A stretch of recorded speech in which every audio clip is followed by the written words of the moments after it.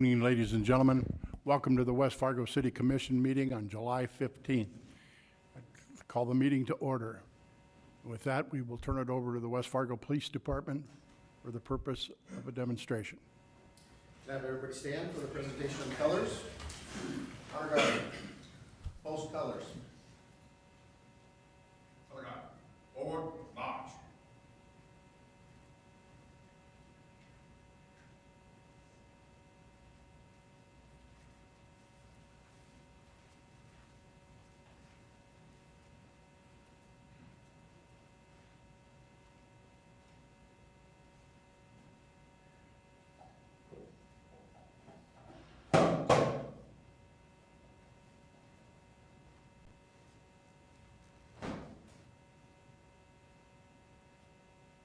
Uniform personnel, present arms. Ladies and gentlemen, I'd ask the new recruits and Chief Nielsen to lead us in a pledge of allegiance. I pledge allegiance to the flag of the United States of America and to the republic for which it stands, one nation, under God, indivisible, with liberty and justice for all. Order, arms.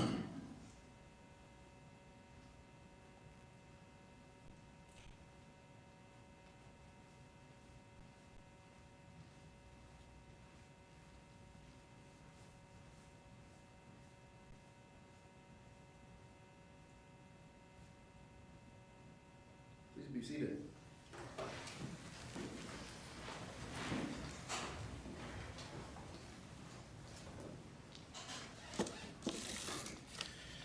Good evening, Commission President Dardis, fellow commissioners. I want to welcome family, friends of the three new officers that are going to be sworn in tonight. Thank everybody for coming. The three officers that will be swearing in this evening are Walker Koropatnicki. Let me read a bio real quick for Officer Koropatnicki. Walker was born in Minot, North Dakota. He grew up in Tioga and in Harvey. He graduated from Harvey High School in 2020. He went on to graduate from the Law Enforcement Training Center Academy in Bismarck, North Dakota in December of 2021 with his North Dakota Peace Officer license. Koropatnicki was hired as a patrol officer for the Tioga Police Department and became a canine handler in October of 2023. He was hired by the West Fargo Police Department in 2024. When not working, Walker enjoys training his personal dog, Coda, a 1.5-year-old German Shepherd. The second officer that will be sworn in tonight is Officer Avery Nystel. Avery is from Braham, Minnesota, where he graduated from high school in 2016. Avery attended MSUM from 2016 to 2020, where he graduated with a degree in criminal justice. Avery went on to attend Alexandria Technical and Community College Peace Officer training in the summer of 2020. Nystel then worked for the Cass County Sheriff's Office as a correctional officer from March of 2020 until he was hired by the West Fargo Police Department in February of 2024. When not working, Avery enjoys spending time with his friends and family. Last but not least, we have Officer John Mickelson. John was born in Rolla, North Dakota. He moved to Candu, North Dakota at the age of 2. He grew up on the farm where he was around both cattle and crop. He graduated from Candu North High School in 2006. John attended Northland Community and Technical College from 2006 to 2008 and graduated from the University of North Dakota in 2012 with a degree in social science. In December of 2016, he graduated from the Lake Region State College Peace Officer Training Program in Devils Lake with his Peace Officer license. From February of 2017 until August of 2017, John was a 911 dispatcher. In September of 2017, he was hired as a patrol officer for Devils Lake Police Department.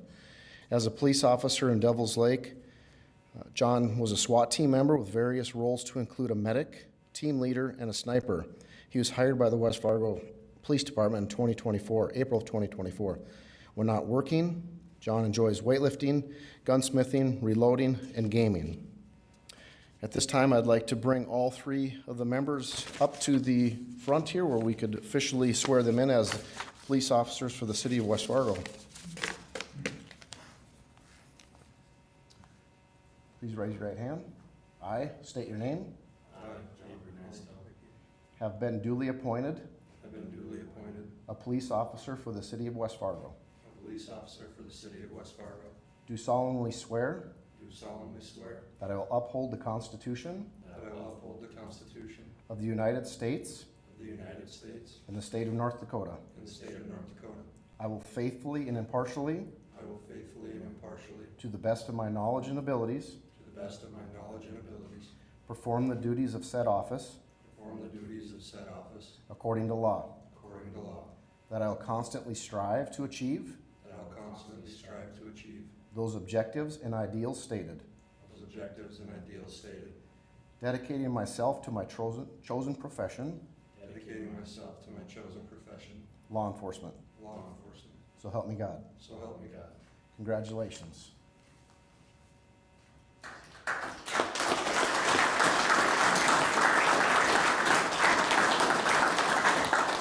First off, would have Walker, would you like to have somebody come up and pin your badge? Yes, sir.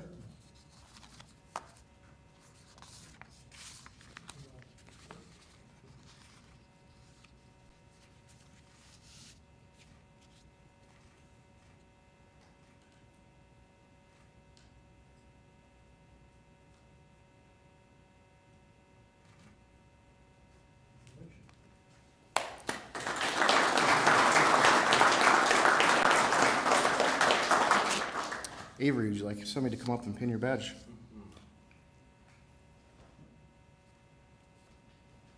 This is my wife, Brooke. Thanks, Brooke.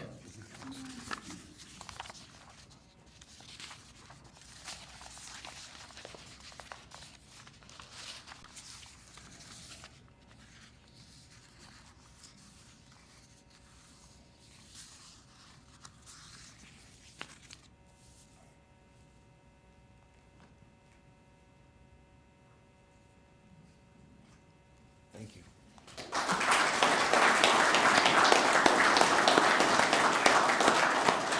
John, would you like to have somebody come up and pin your badge?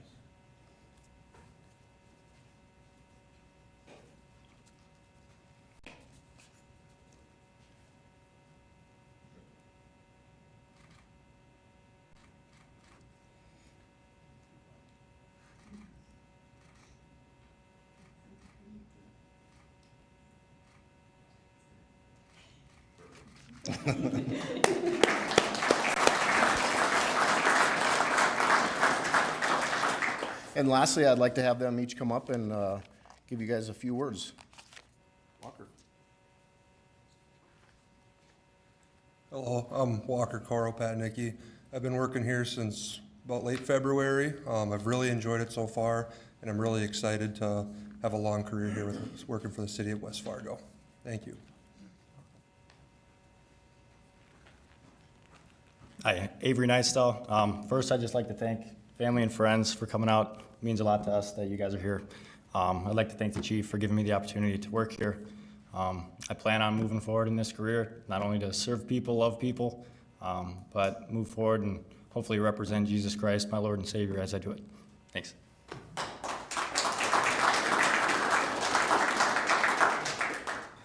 Good evening. My name is John Mickelson. Appreciate the time up here. I'd like to thank Tally Norby, my girlfriend, for coming and placing this badge on me today. Very excited to work at this city. I've had nothing but great leadership here so far as I've been here, and I look forward to a long career here. Thank you very much.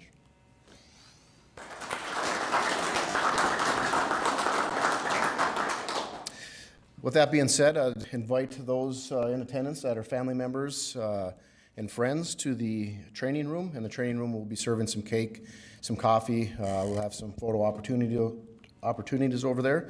And lastly, I'd like to thank the commission for allowing us the opportunity to come before you to formally swear these officers in. It means a lot to them, it means a lot to their family. So I want to say thank you. And at this time, I think Addie wants a quick picture.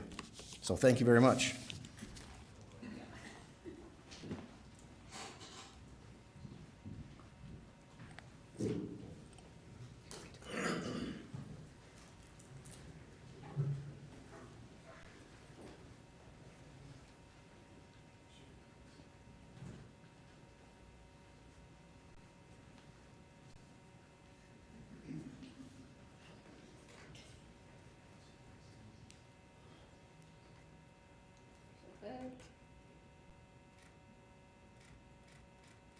Thank you.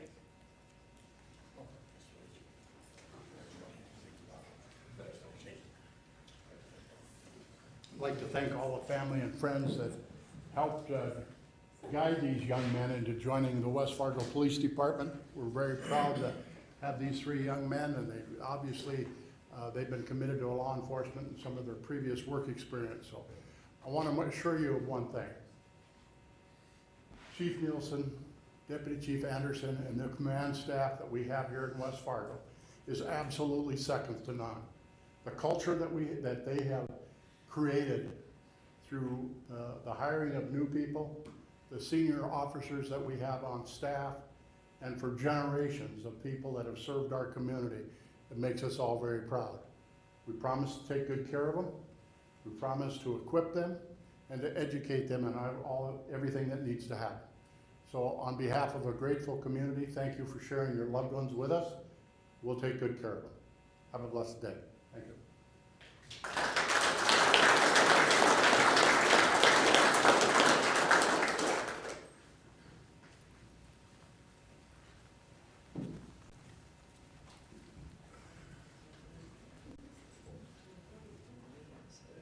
You folks can all go get your coffee and cake. I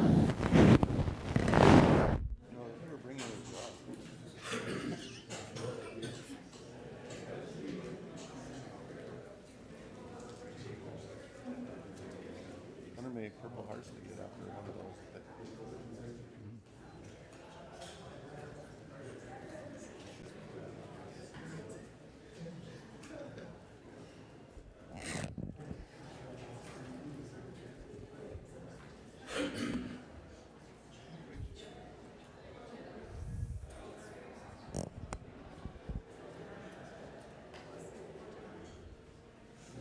The commission will reconvene. Madam Secretary, would you please call the roll? Commissioner Jorgensen. Here. Commissioner Swindell. Here. Commissioner Jordan. Here. Commissioner Olson. Here. Commissioner Anderson. Here.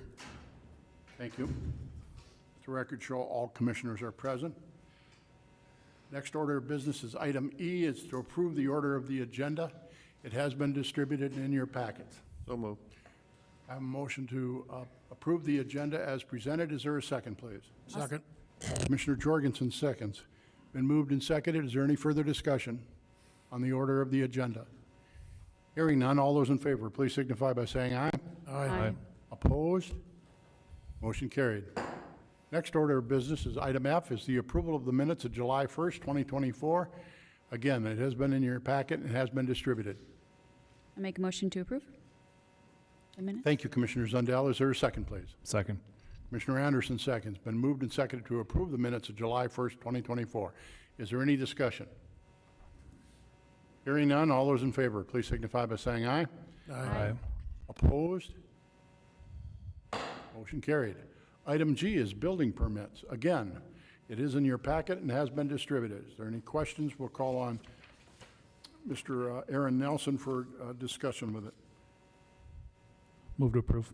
We have a motion to approve. Is there a second? Second. Commissioner Olson seconds. Excuse me, Commissioner Anderson moved, Commissioner Olson second. Is there any discussion? Hearing none, all those in favor, please signify by saying aye. Aye. Opposed? Motion carried. Moving on, we are now on the consent agenda. We have items A through D. Motion to approve. Commissioner Olson moves to approve. Is there a second, please? Second. Commissioner Jorgensen seconds. It moved and seconded to approve the consent agenda, items A through D as presented and distributed. Is there any discussion? Hearing none, all those in favor, please signify by saying aye. Aye. Opposed? Motion carried. We are now on the regular agenda. At this time, item number 1 is the public comment. Members of the public are allowed 2 minutes and 30 seconds to address the City Commission. Commissioners will not take any official action during this comment period, and we ask for a specific sign-up time by noon today. Madam Secretary, do you have anything for public comment? I do not. All right, thank you.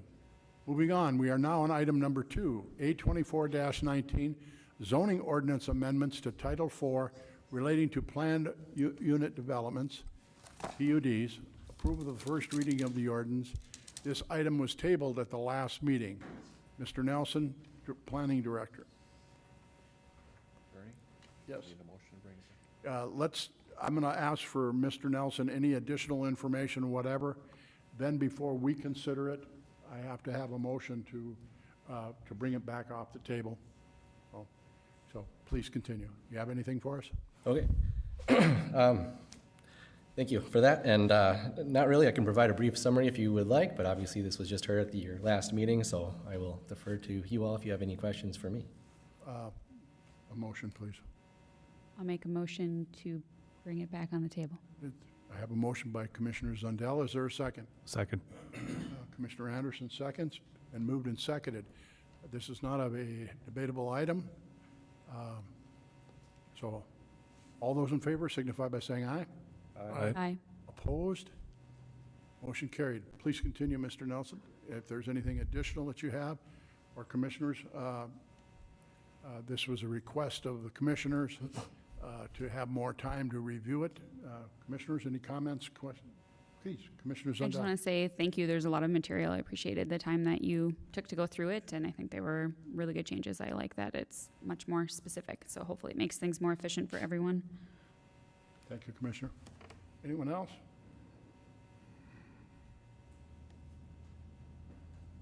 Is this a I need- public hearing, or is it, This is not a public not a hearing. public hearing? A Okay. public hearing was held at the last meeting, but certainly if you'd like to. So we had a motion that we brought it back. Now I need a motion to approve or I move we what's your approve disposition? first reading.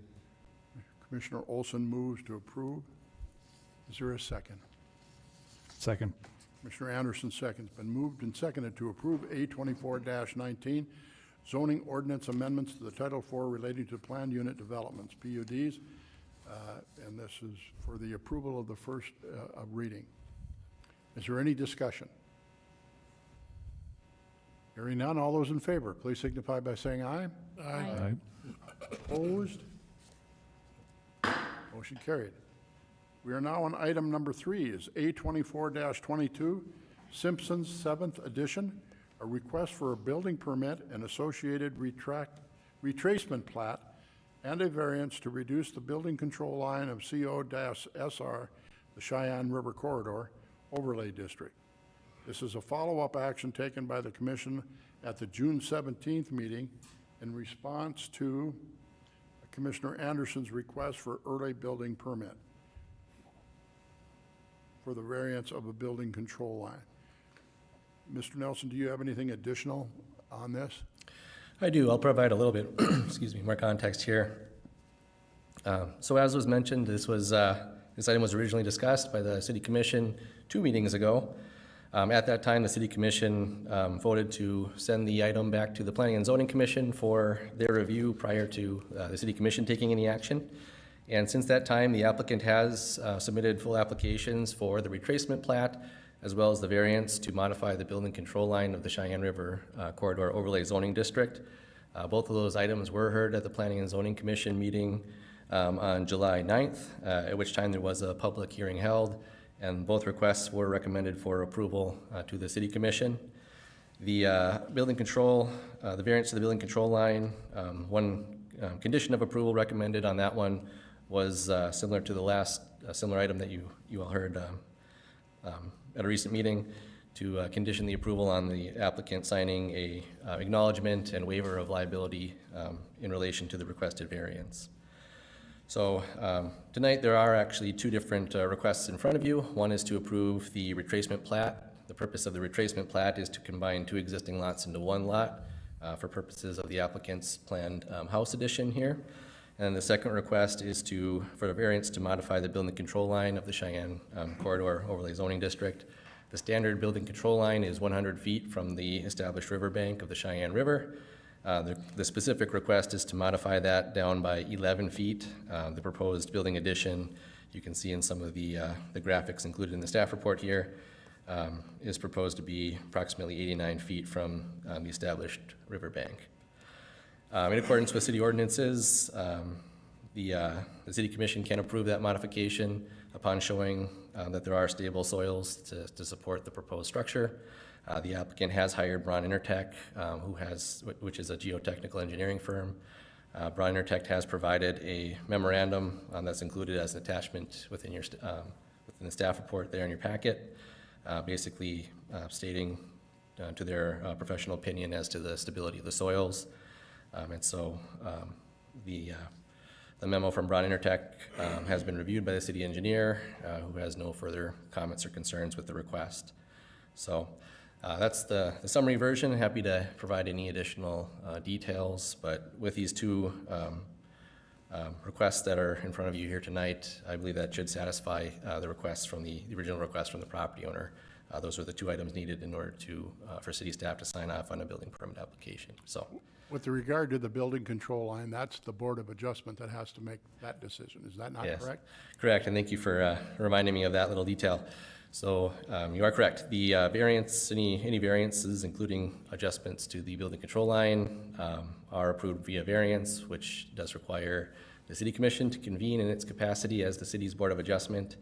And so this is a little unique in that the proposed retracement plat can be approved by the City Commission, but before you approve the variance, you will need to reconvene as in your capacity as the Board of Adjustment. So we're going to take this, excuse me, Commissioner Olson, we'll take this in two parts then. One will be with regarding to the retracement plat, that will be a regular City Commission action, and then the other variance for the control line will be the Board of Adjustment. So, Commissioner Olson. Which has to happen first? It doesn't matter. It doesn't matter? No. Because, I mean, if we do the retracement first, are we putting the chicken before the egg or the egg before the, which is the proper way to do it? Is what I just want to make sure we're doing it in the right order. I will mention, the property owners are here, and I might defer to them on that. If, for example, the Board of Adjustment decides to deny the variance, do the applicants still want to move forward with the request to combine the two lots into one? Might be a question for the applicants, is the one caveat I would add. So state that again. So the Planning and Zoning Commission approved both the retracement and the variance? Correct. Both of them are recommended Just for wanted to be approval. clear on that. Yes. Very good. Okay, Commissioners, how do you'd like to handle it? Apparently, there's no proper who's on first and who's on second, so Commissioner Zendel? Is this discussion, or are we making a motion to go into? We're still open to questions and discussion if you like. Are there any pending specials in this area? You will defer to other staff on Nothing? that, I So there's suppose? nothing that would be affected by, Not for anything that. Great question, thank you. nothing that's current? Okay.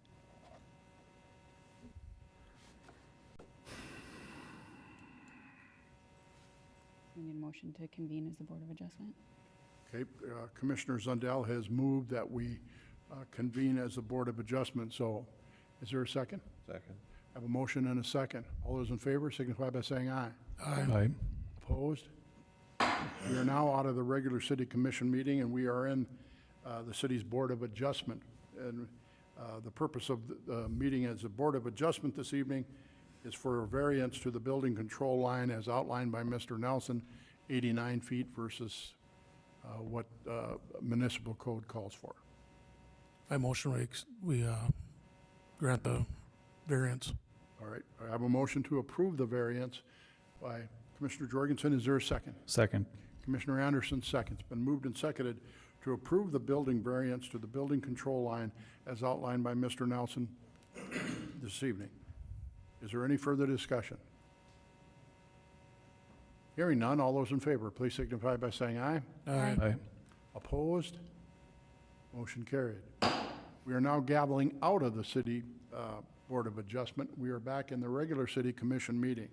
And the purpose of the rest of the discussion is to approve the building permit and the associated retracement plat for this property. I make the motion for the above. I have a motion of Commissioner Jorgensen. I have a second of Commissioner Olson. Is there any further discussion? Hearing none, all those in favor, please signify by saying aye. Aye. Opposed? Motion carried. Thank you, Mr. Nelson. Thank you. Thank you, folks, for being here this evening. Item number 4 We are going to have a discussion on our capital improvement plan, CIP, a review by Mr. Dan Hansen, our city engineer. There's no action on this evening. It's to review the preliminary 2024-2028 CIP and provide a preliminary list of projects in the plans for the next 5 years. Mr. Hansen, good evening, welcome. Thank you, Commissioner President Dardis and Commissioners. I'm here to present to you for informational purposes only, but also to get your feedback on the 2024 through 2028 CIP. The capital improvement plan, it's a living document. It is continually being evaluated. This is a list that projects may be added or removed from the CIP or moved to be completed in a different year than originally specified. A lot of that sometimes is due upon, depending upon funding and the ability for the project to move forward in the year that it's being presented. This is basically a list of here's all the projects that we foresee the city undertaking over the next 5 years. It's not just your capital improvements projects that are included in streets. It also has some IT work to be done. It also has some public works to be done, projects such as buildings and things of that nature. But if I could, I'll just move directly into the presentation. A couple of the things in front of you in the first page here is I did make some adjustments that I would like some feedback on compared to what was presented and implemented in the 2022 CIP. We did have a meeting back in March 10th of, on June 17th of this year, where we tabled this, but also previous to this, we did meet in a special meeting to get feedback on the CIP recently, and one of the things that was heard loud and clear was the reliance upon special assessments for a lot of our projects that we do. Taking that into account, I do have this chart that does show some of the different types of improvements that we're looking to do and some changes that I'm proposing, and the numbers that are being shown in here do reflect these changes. For a neighborhood overlay, our previous policy was that those projects would be 100% specially assessed. Recently, we had a large mill and overlay project that was voted to not move forward. That was, and a lot of that was because we did have some protests for the amount of the special assessments on it. So I'm proposing that the city would actually pay for 50% of those projects, and the special assessment portion of that would be charged out at 50% as well. Another thing that's really not in this document but is underlying in it is that we have a public works department that has over the last few years done some mill and overlays, and they've gotten very good at doing them. If you drive out on 13th, you can see that they do a very professional job in their overlays. Right now, I do not have in our plans a mill and overlay project that we would hire a consultant to design, that we would bid out, and then perform the construction of the project and then assess.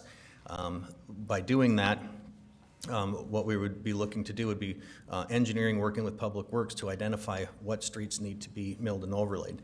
Typically in the past, Public Works has focused more on your arterials and your main collectors and things like that. We're looking at also moving their forces into doing some neighborhood work because recently, and a lot of this is in the core area, recently there was a core area study that was done by Moore Engineering where they listed a project priority triage basically of what projects we would want to do first and in what order. And the algorithms that they used to choose those projects rely heavily upon the utilities and the age of them and the functionality of those utilities. So projects that have utilities that need to be reconstructed really jumped towards the top of the list, and by doing so really moved some of these neighborhoods mill and overlays towards lower on the totem pole of the priorities of the city for the list. However, we've all driven the streets in some of these older neighborhoods, and we realize that there is work left to be done in a lot of these in a lot of these neighborhoods to get the streets travelable. So long story shorter, hopefully, is that I'm proposing that Public Works would actually do some of these mill and overlays. The 50% assessment that I'm proposing is for the cost of materials. We got bids for, we get bids in the winter for the asphalt, so we pay by the ton for the asphalt delivered to the project, and we also pay a contractor to come and mill the streets because we don't produce asphalt and we don't own a milling machine and we don't want to get in that business. But installing it is something that they've done very well. So what I'm proposing, recognizing that there is costs as far as labor involved by city staff doing that work, there's trucks involved, things of that nature, but if we're looking at what we're going to eventually do for these neighborhoods with these mill and overlays, to reduce the amount of special assessments that we would assess these neighborhoods, we would only be looking towards assessing only the material costs. So that is kind of something that's not really shined a light on in this document, but I wanted to point that out. So basically the neighborhood mill and overlays would be a lot cheaper than what we saw in the past to the residents that are receiving the improvements due to that. Local reconstruction, this is neighborhoods where both the street, the sewer, the water, the storm sewer, the utilities need to be reconstructed. In the past, the city paid 40% of those projects. We had the Westwood neighborhood is the first one that was identified that hasn't been brought forth and is intended to be brought forth this fall for construction next year. When we first looked at the special assessments of that neighborhood, when the city was only paying the 40%, they were quite high. We are looking at getting more in line with what a lot of larger cities are doing with these projects and moving towards the city actually contributing 70% of the funds towards those projects. For regional reconstruction, the city used to pay 20% of those projects. We're proposing with this CIP that the city would pay 30% of those projects. And outside of that, sidewalk gap projects, sidewalks are the responsibility of the people that own the properties. If somebody builds a house and doesn't install their sidewalk, for ADA purposes and travelability of the pedestrians throughout the community, it's our obligation to go and fill in those gaps. Those would be 100% responsible to the homeowners, just as it would have been if we had constructed that with the original improvements. So that remains at 100% assessed for those projects. Greenfield development, those are projects that are obviously just barren fields that a developer would come in and petition the city to do the improvements that we would take on. That development would take on 100% of the costs of constructing those projects. Rehabilitation, that's an example of that, would be the core area relining project that we're doing right now. That's a rehab project on sanitary sewer, things of that nature. We would be looking at, the city would be paying 100% of the funds for those projects, which is not a change from 2022 CIP. And then also buildings and facilities, again, would not be specially assessed. That would just be all 100% city funds. Any questions on any of the information I just covered? It was a lot. So I noticed in here first, it looks like you're gonna apply the percentage of city funds first, and then you would apply basically grants or other sources. Are there ever going to be projects where the grants are more than our contribution of what's going in? Does that question make sense? It does. For the most part, the grants that we receive are on big road projects, big reconstructs of arterial roadways and things like that. So let's take, for an example, 9th Street Northeast. And included in that is the reconstruction of 9th Street Northeast from Main all the way up to 12th. And then included in that project is going to be the reconstruction of 7th Avenue Northeast from 9th Street Northeast east into Fargo. We have secured approximately $9.6 million from STBG funds through MetroCog, and then also we were successful in getting North Dakota DOT flex funds for that project in the amount of $8.8 million. That's a significant chunk of money that would be coming out of that project. So let's just take that as an entirety of that project and those grant funds. Also, there are some adjacent landowners. It's a regional roadway. Typically, we would assess that on a regional basis. We would apply all of the grant funding that would be applied to this project. The remaining balance, let's just use general terms, say it's a $10 million project and we have $7 million worth of grant funds. The intent would be we have a $3 million remaining balance, and that is what we would put into this calculation from that, if that answers your question. Yep. Follow? The other thing that comes to mind, I honestly really like the neighborhood overlay. I've talked with Mr. Anvik about this fairly in depth. I think if we're gonna do that, I just wanna be sure that we're realistic with our labor and that we have the appropriate amount of employees to staff what we're doing so that we're not missing on other maintenance for that. So I would say from a budgetary consideration, I think that's going to be very, very important if we're going to move those around. That's a fantastic point. Where we typically have called out $300,000 worth of public works mill and overlay projects, if you take a look at our yearly project, that number has been bumped up to $1 million. Right now, our public works staff does not have the staff to be able to do those projects. Again, since this is a CIP and things can be added, subtracted, moved, if we do not end up with public works staff ability to have enough staff to do those projects, obviously we wouldn't be able to proceed it, and we would be able to just continue on with doing what they have the ability to do, which would be probably mostly focused on our major arterial roadways. So to get into the neighborhoods and have that bandwidth for work, it is going to take additional staff. Please, Commissioner. One more. My last question would be, I feel like if we are going to start doing neighborhood roads, we're going to get a lot of public input on which neighborhoods are going to be the most important. Do you have a way to, I guess, decide which order you're going to do them in? Or would Public Works, if we choose to go this route and we budget for the appropriate employee costs moving forward in the next budget, is there going to be a new way to figure out which ones you're doing first? Because I feel like there are... We're likely to get calls from everybody wanting theirs first. I totally understand that. There would be some factors that we would want to do that, as far as, let's say that there is a project that's upcoming in the CIP where the utilities need to be reconstructed.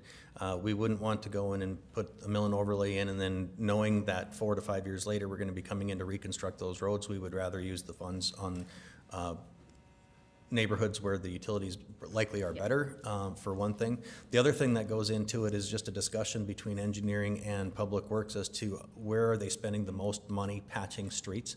So we would want to find out from them where they've got boots on the ground, to which neighborhoods need the care first. And obviously there isn't enough there to do.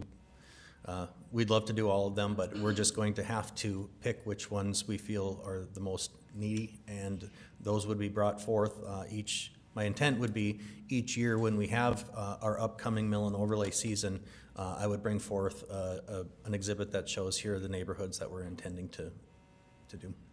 I think it's important to note also the percentage of the city funds in 2024 versus 2022. That's significant change. That's discussions that obviously Mr. Scott and Mr. Hanson, the administrators of the various departments, the conversations it had, but as well as from us as a commission.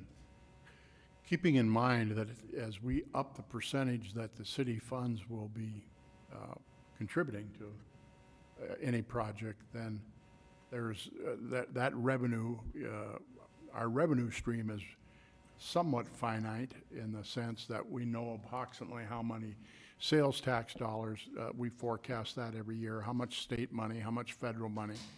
So by upping these percentages, there may be a few projects less that we can do in any given year because we're contributing more of the revenues that we're having to it. And I think that's a positive place to be. You and Mr. Jorgensen just recently went through an election, and I'm sure that you heard horror stories when it comes to property tax or special assessments. And so we need to be extremely sensitive to that. And I thank Mr. Hanson and Mr. Scott, their leadership, and you know, Mr. Andrick and his team talking about doing some of the mill and overlay type things, because we've got good work history with it. I do want a proper accounting of the materials and the labor as to what it does cost us. The problem is right now with the workforce shortages that you're experiencing in the construction trades, there's many of these, like say for you pick a street or a neighborhood, it's too small a project. They won't bid it. They're busy, they're going after the other things where they have less setup and that type of thing. So I'm pleased about how resourceful those various departments have been in leading us to this point as we review the next 5 years in our CIP. And as I said, it's a living document. If we find we don't have enough of the revenues or that there's a need that pops up because of underground infrastructure, we'll have to change our position on that. So, but our people are on top of it, and I'm grateful for that. Yep, it was heard loud and clear at the commissioner workshop that we had with the projects that under the previous special assessment percentages, it just was not feasible for our residents to proceed with the project. So something had to move. And it was, the city needs to pay more, and it might result in us doing a little bit less because of those finite resources, but spot on, definitely. Any other questions with this slide?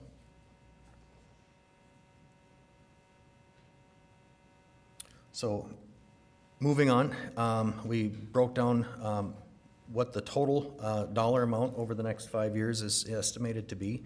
I won't go through each one of these numbers, but you can see it's heavy on infrastructure projects. They're also, again, public works, buildings, IT, also planning and economic development. Costs go into that. That bond payment that you see this year is the last year of that bond payment, so that $960,000 is not going to be reoccurring after this year. This is the last year of a legacy bond for that, and then a little bit for the library, as well as I did add miscellaneous costs of $8.5 million, and I'll explain that in a little bit here. But you can see how it breaks out as a percentage. Basically, 84% of it is going into our streets and utilities for the most part.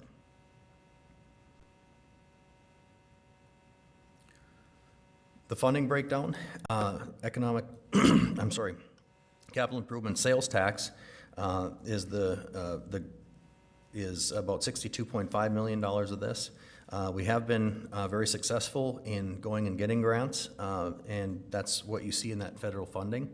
One thing that's also an assumption here is that we've got 2 installments over the next 5 years of the prairie dog funds at the amount of $10.5 million, which is what we got the last time. Again, that's money that we get from the state if the buckets fill up enough for them to provide that. We're assuming with this that it is coming. It is a fund that it seems to be being refilled, but again, that's something that's not a guarantee. So again, say we get to the point where we find that prairie dog funds either don't come, or maybe it's half, we're going to have to adjust the amount of projects that we do and which projects that we're going to do on our priority list if we lose some of that funding as well. With a lot of that funding being intended to be spent in the core area projects that we have. Again, there is special assessments in here, but again, if you take a look at this special assessment ratio versus special assessment ratios in the past, it is significantly less as a percentage. And then some miscellaneous funding. I'm gonna expand this a little bit. One major difference that I was gonna note between the 2024 CIP that I'm bringing forth right now and the 2022 CIP that was adopted was that the 2022 CIP assumed that there was approximately $27.5 million of water and sewer funds that was able to be applied towards capital improvement projects. Those funds just aren't there in those 2 funds, the water and the sewer funds. So with the CIP that I'm presenting today, I'm not taking into account that we're using any sewer funds or any water funds towards projects. It could be that in the future, if there are additional funds in those fund projects, so say we go into the Westwood neighborhood and we're going to do a reconstruct, if there happens to be enough money left over in the sewer or water fund that we are able to say we can help pay for the reconstruction of the water main or the sewer main. It is an option for us to use some of those funds, but we're not making the assumption that it's going to be there because current rates don't support that. That's a decision, the rate decision is going to be coming later. And also, does that rate decision only include just pass-through, or is it a rate decision that is going to create funds in those accounts? That's yet to be seen. So right now, I just wanted to point out that we are not assuming that we're going to have any funds from the sewer or water fund to pay for projects. Going into, Also make a comment about the state prairie dog funding model that is presently with the state of North Dakota is we have a property tax measure that's going to be before the voters this November. If that property tax initiative passes, the prairie dog funding, which is estimated at $21 million over the 24 to 28 CIP calendar years, that goes away. Effective January 1st of 2025, that, because it's tied to legacy funds, that's exactly what the property tax issue is going after, is the legacy funds. And so that funding will not be available if the initiative passes. Thank you, Mr. Hanson. Please continue. Thank you. So this chart shows two different things. One is the sources, where are we getting our funds from? And then also on the bottom chart is what are the uses. So this is compiling what we're anticipating receiving in each year, and what, based off of the projects that we're listing in the capital improvement program, what are the costs of those projects. You can see we have a capital improvement sales tax beginning balance of approximately $25 million. Each year, you can see for the most part, we're deficit spending out of our capital improvement sales tax fund to the tune of well, in the first year, $2.5 million, the second year, $2.7 million, third year, $6.6 million. We do show a surplus in 27, and then in 28, a deficit of $2.4 million. One thing, that, as I mentioned earlier, I am assuming $8.5 million in miscellaneous projects. That is the bottom line on the bottom chart. So for this year, our projects are fairly known. I put a $500,000 placeholder in for that. And then also, this also kind of answers President Dardis's recent question of me at a commission meeting. Where was this project listed on the 2022 CIP? Well, it wasn't. It was a project that had arisen out of need that we brought forward. This is that miscellaneous line is more or less intended for those projects that come up that maybe we don't know what a need is, but it's going to come up within the next couple of years.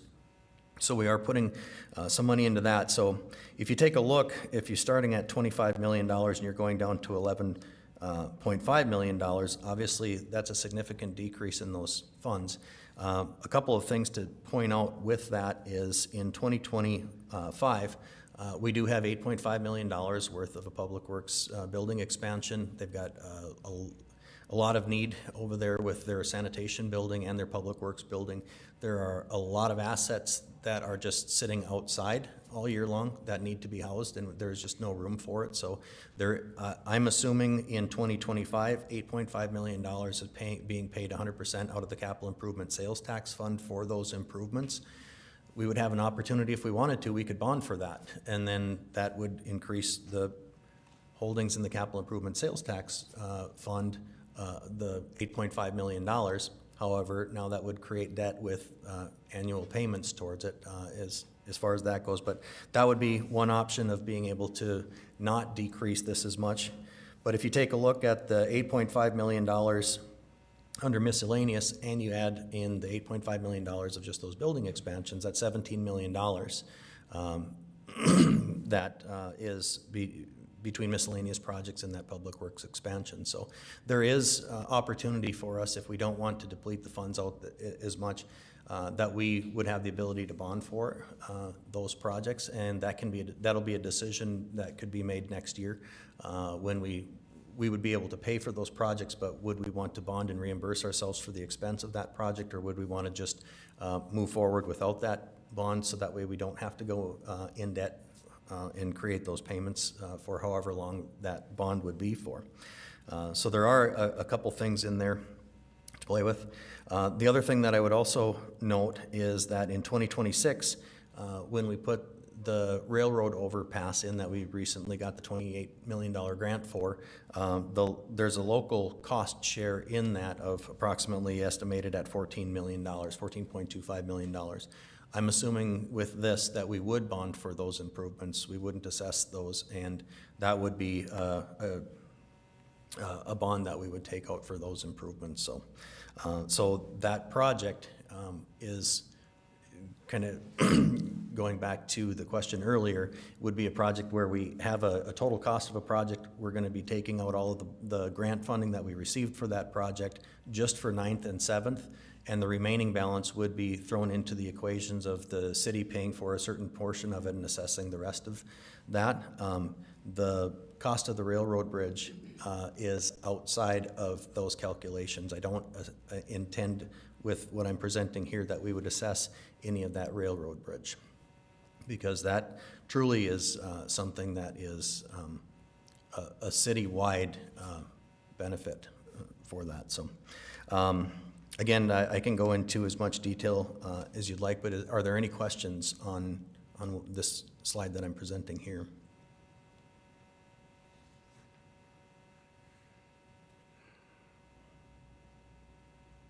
Why are we creating a 5-year funding overview budget when we know that we're going to run at a deficit?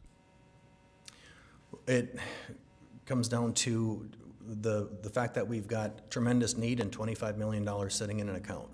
Is it more valuable to us to have $25 million in that account, or is it more valuable to us to proceed with these projects and get this work done? Knowing that we have the option of being able to bond for the Public Works project and also those miscellaneous funds. Also, I would hope that the estimates that we have for some of these projects is conservative. So we took the cost of the project that we had an assumption of cost. These costs of these projects are not as detailed as a preliminary engineering report. This is something where we took a look at it and we gave a very educated guess at what those projects are going to cost. The projects, I will say, with the exception of the projects that are in the core area report that Moore did, the projects that are in the 5-year plan right now, they did a very detailed cost analysis for those projects, so they're more dialed in. But for example, say we have $1 million of Public Works mill and overlay, and say we only do $500,000, for example, because that's what our workforce is. That would be money saved as well. Thank you, Mr. Hanson. I wanted you to respond to that to the public. I understand that, but thank you. Yep, absolutely. Mr. Nell has a question. Did I know Ide Bailey, when they went through the presentation about kind of the audit, thank you so much for that. They had kind of some recommended guidelines as far as how much money we should have in the various accounts. Was there any recommendation about how much we should have sitting in a sales tax fund or sitting aside? So I'll take a stab at that question, and Dustin, correct me if I'm wrong, but the audit was basically more geared towards our general fund and the fund that we use to run the city. The capital improvement sales tax fund is a fund that we have the ability to use as much of as we deem fit. Okay. And again, going back to it, say we end up with $10 million left over and everything goes exactly as planned, $10 million can still do a lot of projects, depending on what the project is. We can get a few, there's still bandwidth there to do more projects. And the other thing is as economic growth happens, there's more sales tax generated. I assumed a 4% increase in capital improvement sales tax, just based off of an assumed rate of inflation of 4%, which is low compared to what we've seen recently, but interest rates are falling a little bit. So that also is me being a financial analyst and assuming a 4% rate of inflation over the next 5 years. And one's always going to be conservative on that estimate. On another board I serve on, our estimate is at a 4% growth. and we've experienced over 11% growth in 2021. So it just depends on the economy. Yeah, and I would add to that, that 4% growth is based off of what we estimate we're getting this year. That does not take into account a new business shows up and generates another $500,000 of sales tax. That would be funds that would increase the amount that is available to us in addition to what exists. This literally assumes that we don't have any new businesses coming in generating new revenue. This is only a 4% growth off of what we're anticipating receiving this year, so. But to follow up on Commissioner Zundell's question about reserves, and our reserves are healthy. We're sitting in a very good position there. And there's, That's part of why we're having these discussions and we're seeing some of these percentages change, is how often can we as a commission continue to ask the public for, when it comes to their assessments and the like, to continue to pay more to the city. And if you're just putting it in a savings account, at what point is the reserves adequate, for what a catastrophic event is what you're planning for when you talk about those types of reserves. Well, what's more importantly is that we continue to do what we can to keep, the special assessments down and everything that we continuously ask of the citizens of our city. So that's a critically great question, but we are talking about two different dollars and two different types of savings accounts, if you will. Yeah, but our reserves are at a very healthy rate. Mayor? Yes, please, Commissioner. And just a comment, then each project though is, when it has come forth to us, we will then determine the actual funding sources. So your proposed percentages at the very beginning of your presentation could actually change. correct. It would be, Every project will be brought forth on its own merit. Even projects that we anticipate doing that are in here, the commission might decide that that's not a priority for us, not do the project, do something different. Everything here is just a plan. All of it is subject to change. But even the amount of special assessments could change from your proposal on, say, a residential one could, 50%, say, maybe it's only gonna be, city will pick up only 40%. Yep. Because we got other things. So it just to have that as a point of discussion, because it's a fluid document, and each funding source for each project is going to be on its own merits.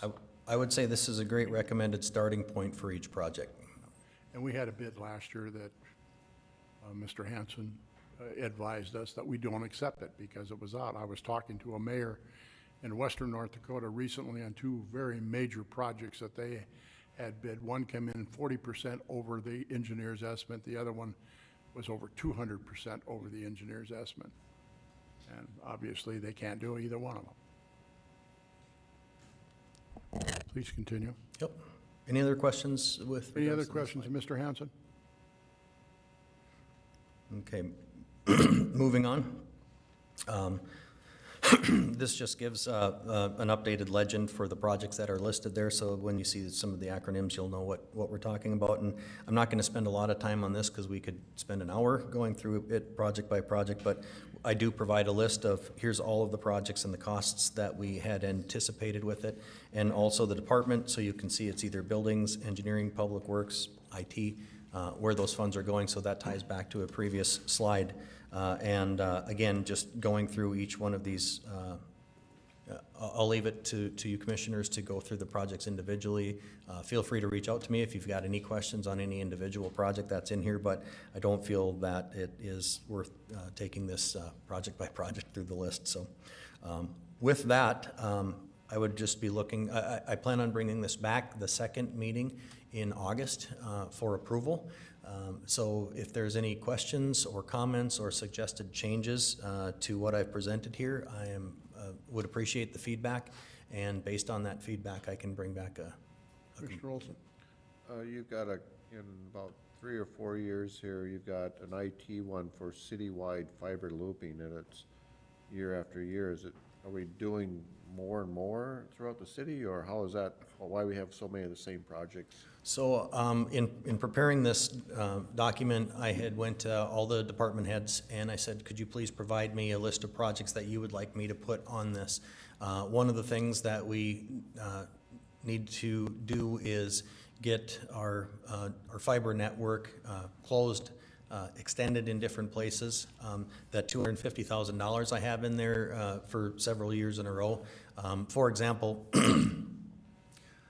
actually, I'm not going to give examples just because I don't want that to be public knowledge where we have deficiencies in our fiber network. But I've been notified by IT there are deficiencies in our network that we would like to loop, so that way we've got 2 strands of fiber heading to a certain spot. So if one gets cut, a lift station doesn't shut off from our communication system, for example. Yep. Thank you. Redundancy is a very important element of fiber right now. Exactly. Mr. Anderson? With the core area being a big topic with the infrastructure, is there a way to flag the projects on the project overview of what's core, what's considered in the core area and what's not?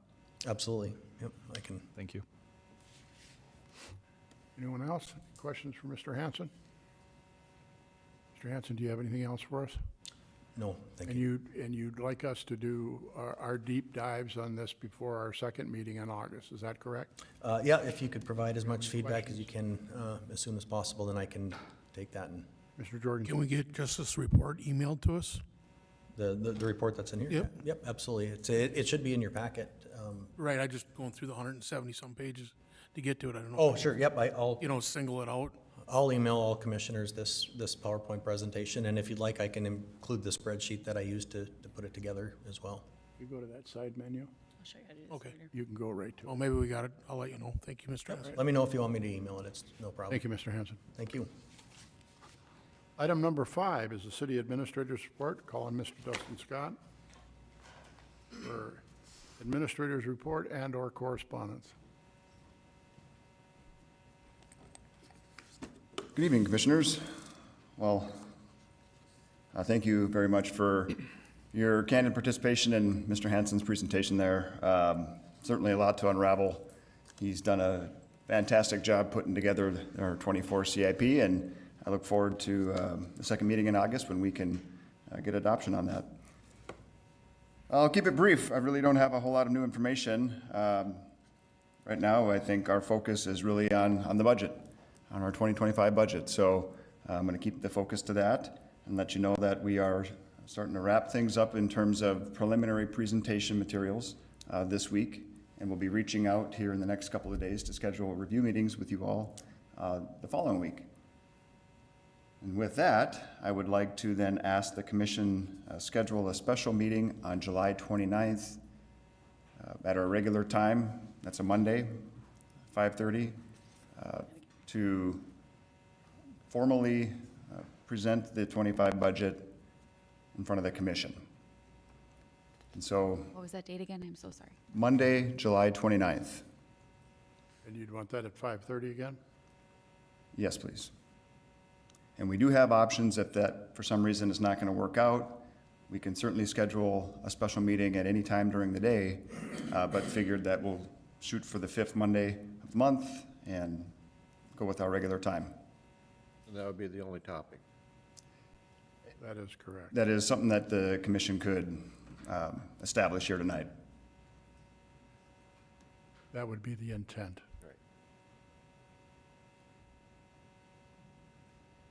As with any meeting, we can always amend the agenda at the meeting and approve the order, so on and so forth. So, but at this point, yes, the intent is to just focus on the 25 budget. Commissioners, do you have any conflicts? 29th seem acceptable to you? Hopefully I can walk. Yeah. I'm having knee surgery on the 24th, so. That's right. Might be on crutches, but Well, hopefully not. if needed, we could certainly try to I could come up zoom with a. in if need be. Yeah, all right, sounds good. All right, that is all I have.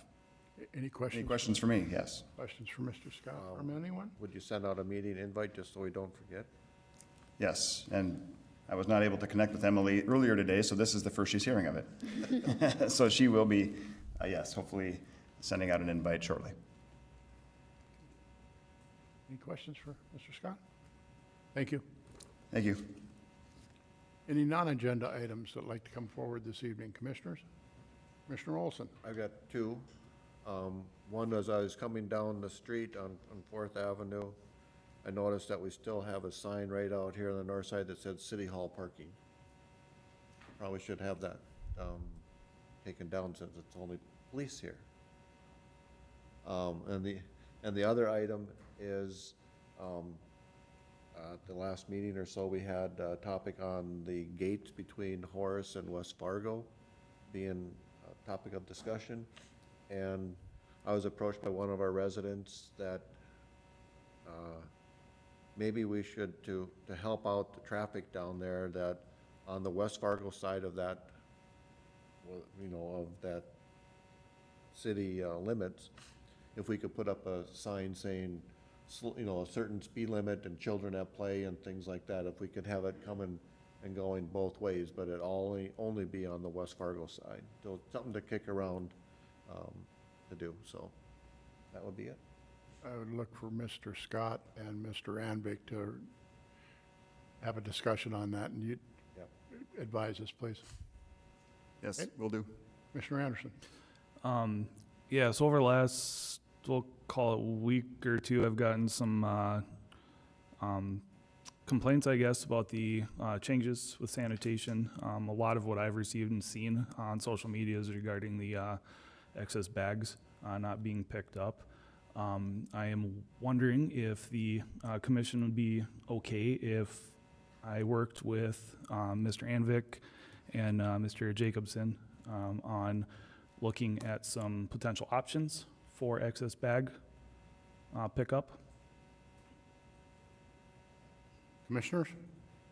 We have a consensus on that? I think it's a reasonable request by a commissioner, so. I mean, I can assist you being it's my portfolio too, so. All right, so we'll ask Commissioner Anderson and Commissioner Jorgensen to report back to us at the next meeting, two meetings? Let's give it a month, so second meeting in August maybe. Very good, thank you. All right, Commissioner Zundell? I have just one comment about the gate. When we're looking into that, is speed a problem on that road? Have we had any actual public safety complaints? Cass County had any complaints of people speeding on the road or going?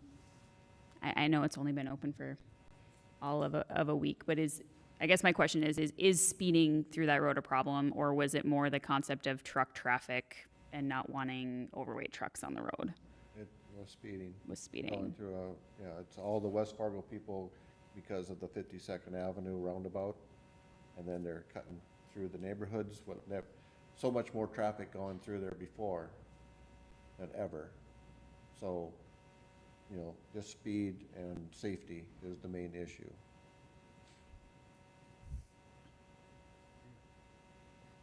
Any other non-agenda items that the commission would like to bring forward? I have one, Bernie. Commissioner Jorgensen? It goes back to this river setback. It was brought up in June, I believe, by Commissioner Olson. You guys granted that variance to that property on the east side of the river, north of 32nd Avenue, where the guy had already put the foundation in and stuff like that. Is there a way to put verbiage in the building permits if you're gonna build along the river that before you actually put a shovel into the ground, that it's rechecked by our city engineers? Because I really foresee a big problem on the west side of the river and north of 32nd.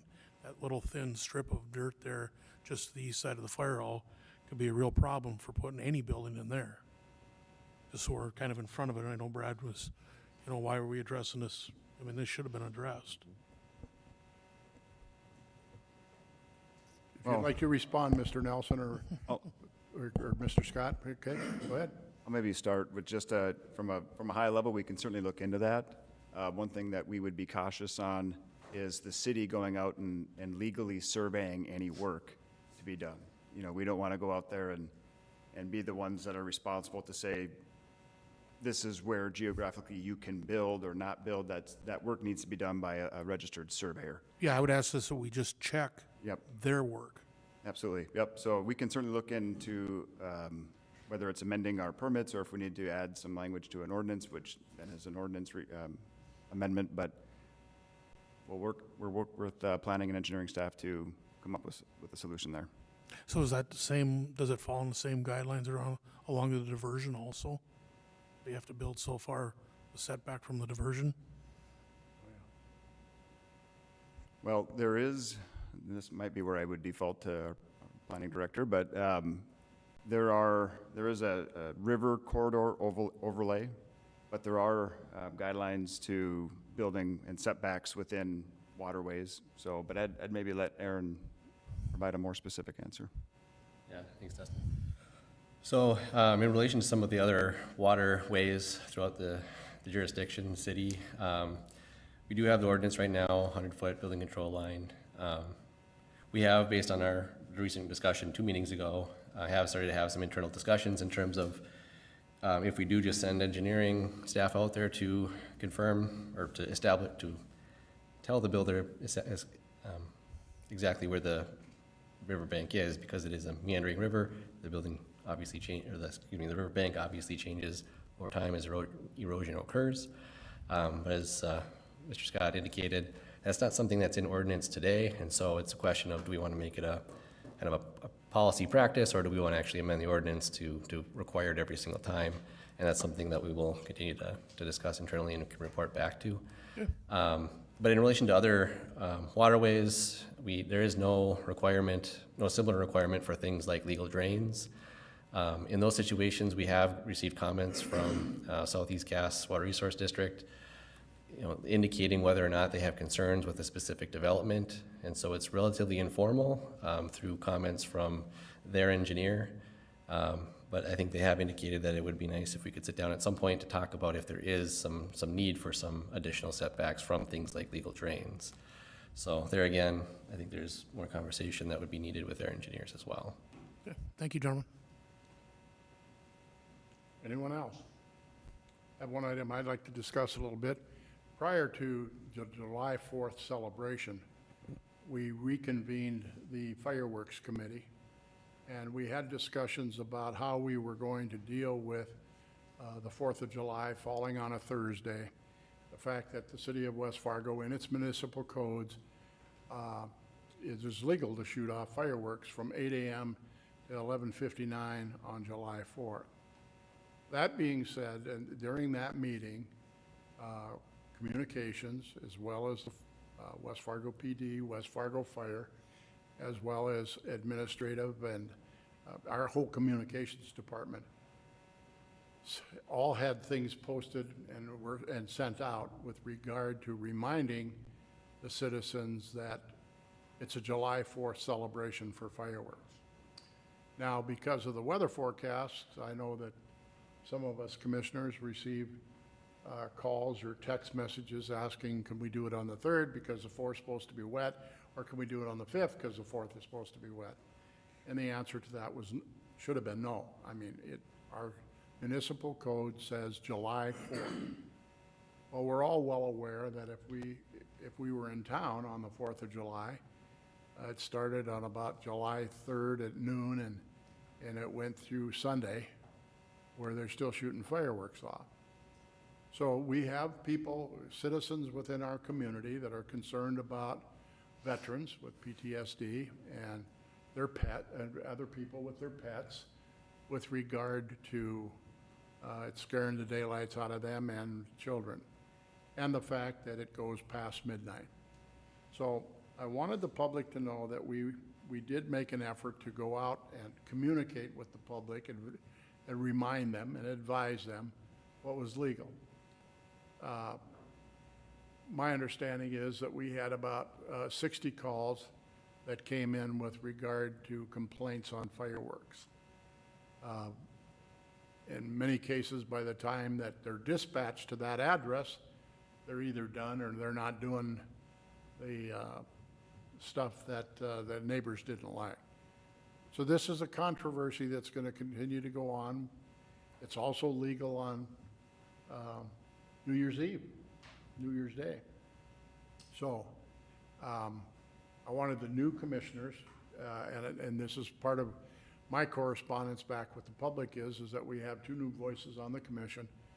At this point in time, it is legal in our municipal code, as I'd stated, and so that's a discussion that will probably be ongoing. But if one was to estimate that we had probably, of our 43,000 people that live in our community, I would guess 13 to 15,000 of them were shooting off fireworks. And of course, we have had some complaints and legitimate concerns by other taxpayers that they think it's too much.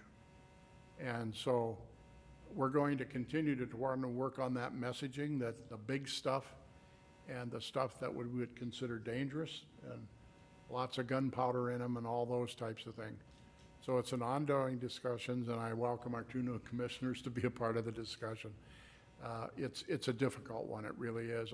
I also received emails thanking us, you know, when the report came out about the fireworks, about Moorhead, Fargo, and West Fargo, I started getting emails thanking the city of West Fargo for allowing fireworks on the 4th of July. So there's really two sides to this issue, and maybe a third side that we're gonna have to continue to have conversations and to continue to educate the public. It's a tough one, it really is.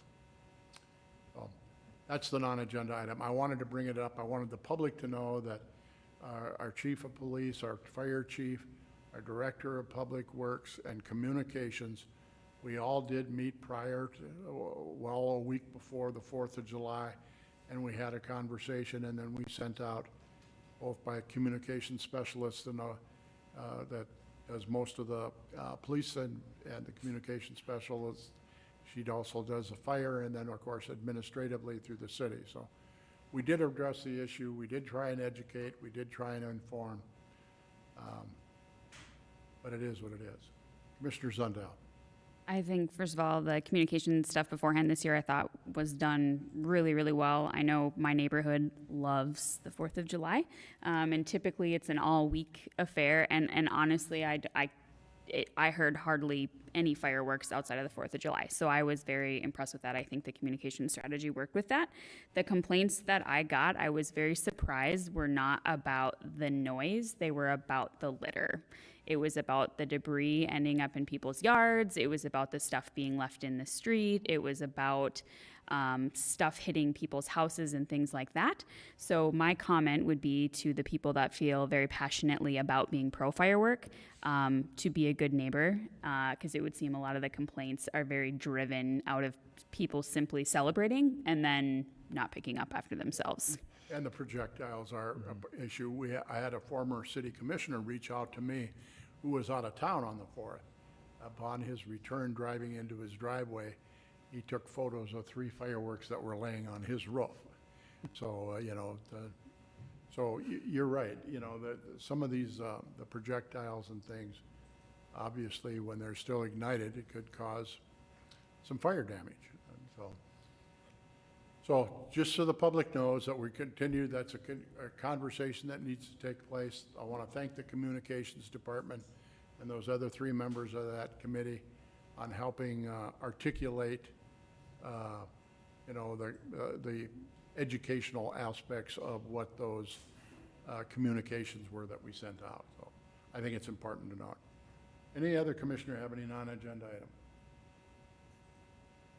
Does any department head have any non-agenda item? Mr. Hanson, please. Dan Hanson, City Engineer, City of West Fargo. Thank you. And I can't say your new title either. I have to read my email I gotta every write now it and then down. to see it. So. Thank you, Commissioner, President Dardis, and Commissioners. Wanted to share some more good news that recently we had a couple of roundabout projects that were chosen to not move forward.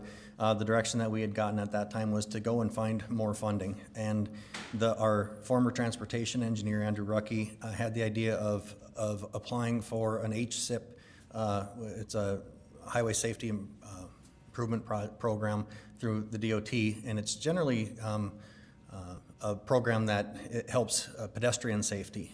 And since roundabouts are the safest intersection for pedestrians, he had the idea of submitting the roundabout on 9th and 52nd for that funding, which is a significant portion of the funding for it. So when we just received notice 2 Fridays ago that we were the recipient of a grant for that roundabout on 9th and 52nd to the tune where the engineer's estimate was approximately $2.2 million, and this grant would cover $2 million of that. So a very significant portion of that project's construction costs would be covered through that grant.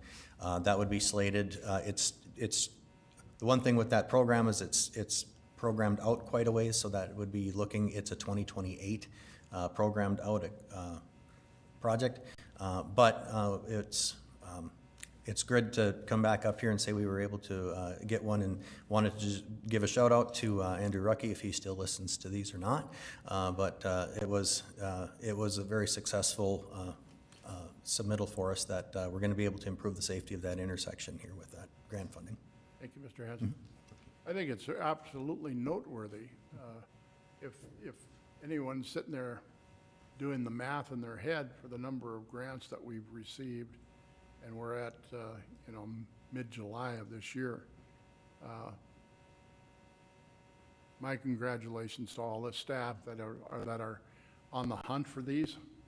And then when they present our case, they do it in a very professional manner that we've met with a lot of success this year. So to all the staff, to everybody engaged in helping do that, I'm sure communications is involved, and the department heads and all. So great job. Great job. Anything else? Any department head? We're going to really mix it up this time. Commissioner Anderson. Move to adjourn. Commissioner Olson. Second. We stand adjourned. Thank you.